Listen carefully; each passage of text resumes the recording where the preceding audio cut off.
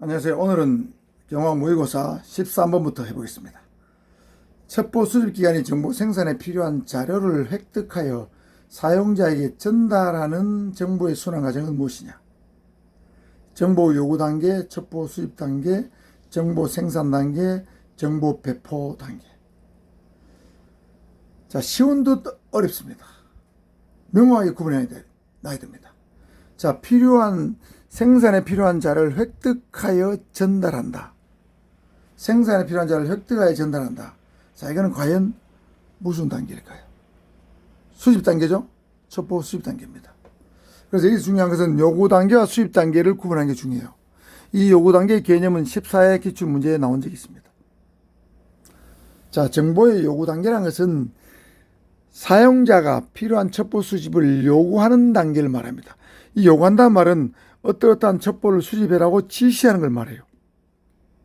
우리가 어떤 첩보가 필요하니까 너가 만들어 작성해서 수집해서 올려라, 이런 겁니다.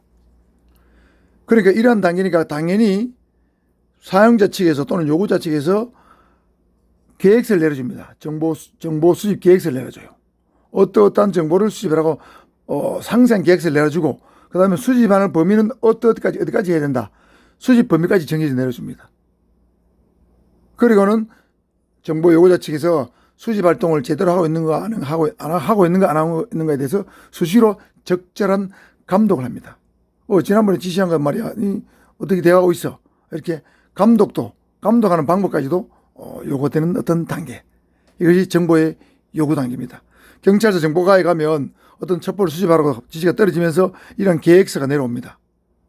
그때 내려와요. 수시로. 자, 이걸 정보 요구 단계라고 합니다. 그러니까 필요한 사람이 뭘 수집하라고 지시하는 단계, 요구 단계입니다. 그 다음에 수집 단계는 첩보를 수집하는 수집기관, 예를 들면 경찰 또는 국정원, 수집기관이 정보 생산에 필요한 자료를 획득해서 정보 작성기관, 즉 정보를 생산하는 부서죠. 작성기관에 전달하는 단계입니다. 정보 작성기관은 정보를 생산하는 부서입니다. 자, 이 첩보 수집이 가장 어렵죠. 왜 어렵냐면 첩보를 수집한다는 것은 정말 공개 첩보 뉴스를 통해서 수집하는 건 쉽지만 정말 수집하기 어려운 비공개 첩보를 통해서 정보를 통해서 수집하는 것은 굉장히 어렵습니다. 그래서 많은 협력자가 필요해요. 007 같은 유능한 첩보원들은 다양한 방법으로 첩보를 수집하죠. 첩보 출처를 개척합니다. 누구를 통해서 이 첩보를 수집할 것인가. 왜냐하면 굉장히 믿을만하고 신빙성 있는 출처가 있어야 되니까. 거지 같은 놈한테 첩보를 수집하면 안 되지 않습니까? 그래서 가장 협력자가 많이 필요하면서 어려운 단계가 수집 단계다. 자료를 획득해서 전달하는 단계, 수집 단계입니다. 그 다음에 생산된 단계는 이 수집된 첩보를 생산부서에 보내서 가공해서 평가해서 분석해서 종합해서 완전한 지식에 가까운 보고서로 만드는, 즉 정보와 또는 정보보고서를 만드는 단계. 이게 생산 단계입니다. 그 다음에 생산된 정보를 필요한 어떤 부서에 전달하는 과정, 이게 배포 단계입니다. 자, 그래서 이걸 요구자한테 갈 수도 있고 사용자에 갈 수도 있고 필요한 관계 기관에 보낼 수도 있습니다. 이 배포 단계입니다. 배포하는 방법은 구두, 브리핑, 서면, 사진 등 다양한 방법으로 모든 방법으로 가능합니다. 그래서 이 정보의 대순환은 요수생배입니다. 요구, 수집, 생산, 배포. 이걸 대순환에 부릅니다. 이게 대순환. 이게 반복된다는 얘기죠. 자, 그래서 이 13번은 첩보의 수집 단계에 대해서 질문하고 있습니다. 14번입니다. 경호 위협평가에 관한 설명으로 잘못된 것은, 위협평가는 대상자의 위협 수준을 계량하는 과정을 말한다. 대상자가 직면한 위협의 정도나 등급을 판단하는 것으로 사생활 관련 정보는 은밀히 조사해야 하고 어느 특정한 위협을 가소평가해서도 않는다. 암살자나 테러 분자의 공격에 의한 잠재적 위협 수준을 통상 위협 수준 3로 분류한다. 테러리스트의 위협에 직면한 국가의 비교적 낮은 지위의 관료나 재벌 대표들을 대상으로 경호원 15명 내지 20명 정도의 경호원이 동원되는 경호 수준은 보통 중간 수준 경호이다. 자, 잘못된 건 무엇일까요?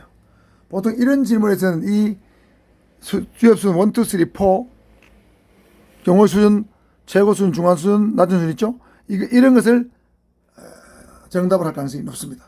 그럼 정답은 3 아니면 4라고 봐야 됩니다. 1번, 2번은 당연히 맞죠?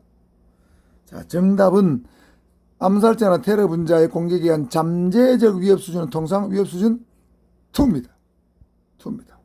자, 그래서 경호의 위협 수준 또는 위협의 등급을 다시 한번 살펴보면 위협 수준 1, 2, 3, 4로 나눠지는데, 자, 광적인 암살자의 공격 예상 수준, 이거는 공격 가능성이 90% 이상입니다. 암살자나 테러 분자, 납치범은 공격에 대한 잠재적 위협 수준이 있다. 이거는 상당히 한 5, 60% 정도 되는 거예요. 암살이나 납치 등의 단순한 가능성이 있다. 이건 한 20, 30%. 대상자의 낮은 지위, 예를 들면 공직에서 퇴직했다. 또 공격 가능성이 낮아진 상태다. 그렇지만 경계할 필요성이 있다. 그럼 한 10% 내외. 이게 위협수준 4입니다. 자, 그래서 이 위협수준 1, 2, 3, 4를 제가 왜 이렇게 했죠? 광장 가낫 또는 광장에서 잠자는 사람은 성공 가능성이 낮다. 뭐 이렇게 외라고 있습니다. 자, 1, 2, 3, 4 외워두시고, 자, 여기 따라서 위협 등급에 따라서 경호 수준을 통상 3단계 최고, 중간, 낮은 순으로 나누는데, 경호원 75명 이상을 동원하는 최고위층 VIP 경호를 최고 수준 부르고, 경호원 15명에서 20명 정도, 낮은 지위의 국가 관료 또는 재벌 오너를 경호하는 것은 중간 수준, 경호원 5명 이하는 낮은 수준이라고 보통 분류를 한다. 알아두셔야 됩니다. 15번입니다. 국가 정책 및 제한 정책의 효과적 임무 수행을 위해서 우선적으로 필요한 정보 요구사항으로서 계속적 반복적이며 전체 지역에 걸쳐 수집해야 하는 정보 수집 계획서의 핵심을 이루는 기본 요소는 무엇인가? 자, 이 기본 요소라고 불렀습니다. 기본 요소. 정보의 기본 요소. 정보의 기본 요소입니다. 정보의 기본 요소는 크게 4가지가 있는데, 자, 이 기본 요소란 말은 어떠한 집중해서 수집을 해라. 이 기본 요소입니다. 그래서 이 4가지는 PNIO, EI, SRI, OIR 나눠지는데, 자, 국가 정책 및 제한 정책의 효과적 임무 수행을 위해서 우선적으로 필요한 정보 요구 사항으로서 계속적 반복적이고 전체 계획을 수집해야 된다. 이렇게 나오면 이거는 EEI입니다. EEI는 기본 정보 첩보 요소라 불립니다. 이게 뭐 외국어가 돼가지고 우리말로 적당한 게 없어요. 기본 정보 첩보 요소 이렇게 분류합니다. 아니면 기본 첩보 요소. 기본 첩보 요소의 말은 국가정책 제한정책 수립을 위해서 일상적 반복적으로 수집해야 되는 굉장히 중요한 효과적 임무 수행에서 우선적으로 수집해야 될 필요가 있는 정보 요구사항. 그래서 정보 수집 계획서의 가장 중요한 핵심이 되는 사항을 EI라고 부릅니다. 그래서 모든 정보기관에서 가장 많이 수집하는 정보가 EI입니다. 이거는 국정원 같은데 또는 경찰청 기획부서에 있는 정보 부서에서만 PNI를 수집합니다. 경찰서 단위에서는 수집하기 좀 쉽지 않습니다. 경찰서 단위는 요 EI하고 SRI가 제일 많습니다. 그 중에서 EI가 더 많습니다. 그래서 요거를 기본 첩보 정보 요소 또는 기본 첩보 요소라고 부른다. 그래서 이 개념을 한번 알아둬야 되겠죠.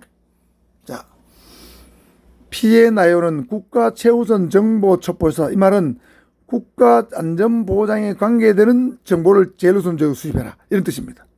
또는 정부의 1년간 기본 정책 수립 시행에 필요한 정보를 가장 먼저 수립해라. 그럼 이건 PNI로 부릅니다.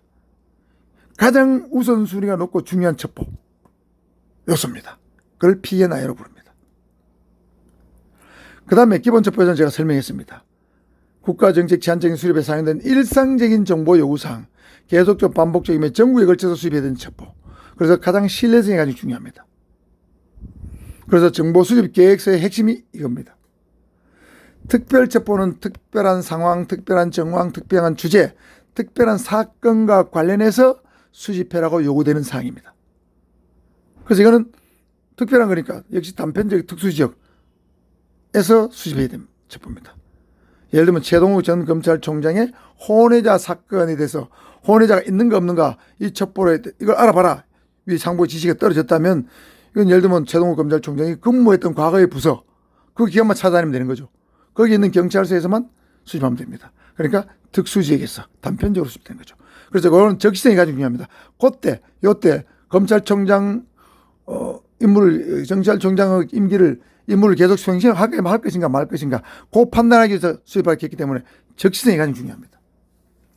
그 다음에 OIR은 기타 정보 첩보 요소인데, 자, 국가에서 정책을 수립했는데 정책 수립을 불가피하게 수정할 필요가 있다. 요때 첩보를 수집하라 하는 거예요. 지금 여러분 이게 딱 있습니다. 자, 정부에서 지금 의료 정책 밀어붙이고 있죠. 공공의대 설립 밀어붙이고 있죠. 의료계에 엄청난 반발에 부딪혔습니다. 자, 그럼 이 정책을 수정할 것인가 말 것인가. 여기 있어서 국민이 여론을 수집하라. 그러면 이 OIR이 되는 거예요. 그래서 이 PNI보다도 더 우선적으로 수집하는 겁니다. 이건 정말 국가 정책 수정이 필요한 거니까. 자, 그래서 이 정부에서 밀어붙이는 공공의료 정책, 제가 뭐 의료업계 종사하는 사람들한테 물어봤더니 굉장히 많은 문제점을 안고 있습니다. 특히 의사의 예를 들면 어떤 의대 정원이 100명이면 200명을 먼저 선발하는데 200명을 선발하는 걸 지방자치단체나 단체장이나 지역 시민단체에 추천한 다음에 대학에서 선발한다 하는 거죠. 그럼 말도 안 되는 얘기죠.